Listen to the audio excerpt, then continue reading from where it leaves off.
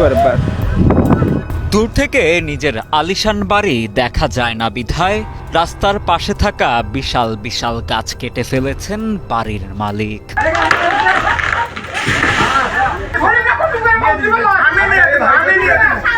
সম্প্রতি বগুড়ার গাবতলী উপজেলায় এমনই এক অভিযোগ উঠেছে স্থানীয় এক বিএনপি নেতার বিরুদ্ধে।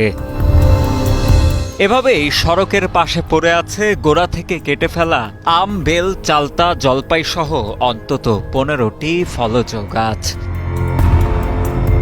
জানা যায় বগুড়া গাবতলী উপজেলার নেপালতলী ইউনিয়নের কালুডাঙ্গা গ্রামে বুরুজ ভিটাপাড়া সড়কের পাশে বছর 20 আগে গাছগুলো রোপণ করেছিলেন স্কুল শিক্ষক আব্দুর রহমান প্রামাণিক ও তার ছেলে মশিউর রহমান।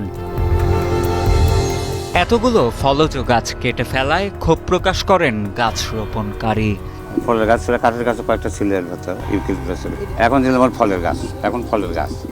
হ্যাঁ, এখন আম হয়তো দুটোটা খাইছে, তার রাস্তা দ্বারা দাওয়া ছিল। তার হিংসামূলক গাছটা হলো, ওই রাস্তাটা বড় করবে। রাস্তা বড় করলে ওই বাড়ি দেখা যায় এখান থেকে ফাঁকা হচ্ছে, ওই বাড়ি দেখা যায় 5তলা বিল্ডিং করছে। অভিযোগ উঠেছে সড়কের পাশে অন্তত 15টি পরিণত ফলজ গাছ কেটে ফেলেছেন AQM আহমেদ সুমন নামের স্থানীয় এক বিএনপি নেতা। বছর 5 আগে তার বাড়ি পর্যন্ত নির্মাণ করা হয় একটি পাকা রাস্তা। তখনও গাছগুলো রেখেই সড়কটি নির্মাণ করেছিল LGED।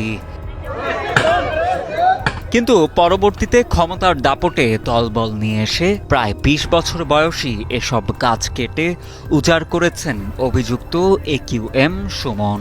অনেক লোক ওরা কিন্তু বিল দখল করার জন্য লোক আছে 1-150 লোক, তারপরে মোটর সাইকেল 15-20টা মাইকেরা এসে আনতে দিকে ওরা গাছ কাটতেছে, দাও ছুরি আম দাও নিয়ে আনতো, আমরা বাধা দেওয়ার জন্য এলাম, আমার ওকে মারবে। আমার ওকে এক প্রকার চাকু টাকু বাই করে আমরা ভয়েতে আমরা দৌড়ে মেরে চলে যাই। আর মনে হয় 8-9 মণ আম ছিল, সবাই এই আমগুলো ছিটে ছিটে মানুষে কুড়ে নিয়ে চলে গেছে, আর এই আমগুলো সবাই খাচ্ছিল।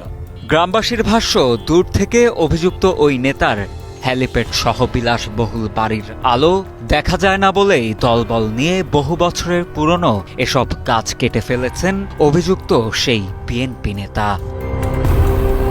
বিশাল বিশাল এসব গাছ কেটে ফেলার বিষয়টি কোনোভাবেই মেনে নিতে পারছেন না তারা। সবাই খায় এলাকাবাসীর, আমরাও খাই, আমার ছেলেবেলা খায়, সবাই খায়, জলপাই খায়, তারপরে আপনার বেল খায়। কি ক্ষতি করছে মানুষ, এই গাছগুলো কি ক্ষতি করছে আপনার দেখেন। এত বড় সন্ত্রাসী পিতৃত্ব নাই, প্রতি টাকার জন্য গাছ কাটা হয়, তার সাহস টাকা বেশি, প্রচুর টাকা। যে গাছগুলোকে এই সমস্ত ফল ফুল মানুষে খায়, উনি খায় না, উনি ইটালির থাকেন।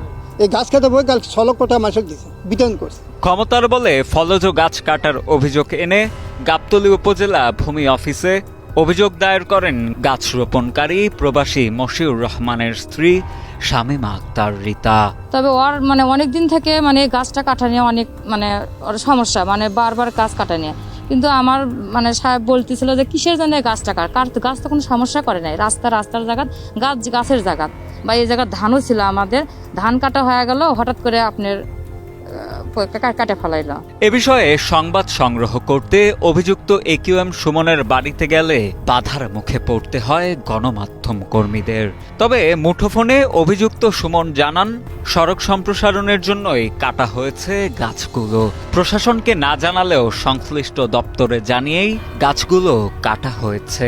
অভিযোগের ভিত্তিতে বক্তব্য হচ্ছে যে আমি কোনোভাবে এখানে অভিযুক্ত না, এখানে গ্রামবাসী এই গাছগুলো কেটেছে, আমি গ্রামবাসীর মধ্যে একজন।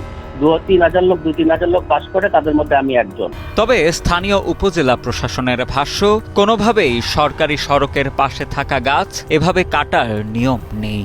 তাই বিষয়টি তদন্ত করে যথাযথ ব্যবস্থা নেওয়ার আশ্বাস দেন বগুড়া গাবতলী উপজেলা নির্বাহী কর্মকর্তা নুসরাত জাহান বন্যা। কথা বললেই তো হবে না, অবগত থাকলেই তো হবে না। আমাদের সরকারি গাছ কাটলে যেভাবে আইনানুগ ব্যবস্থা নেওয়া হয়, ওটাই প্রক্রিয়াধীন আছে।